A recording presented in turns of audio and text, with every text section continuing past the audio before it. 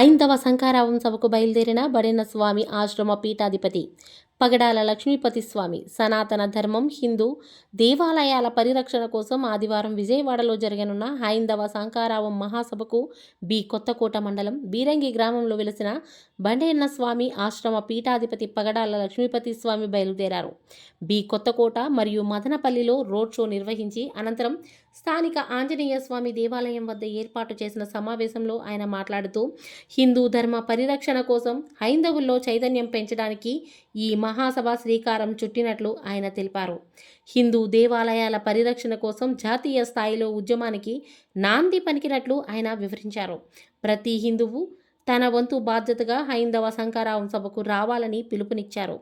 స్వామివారి వెంట భక్తులు హైందవ శంఖారావం సభకు బయలుదేరారు.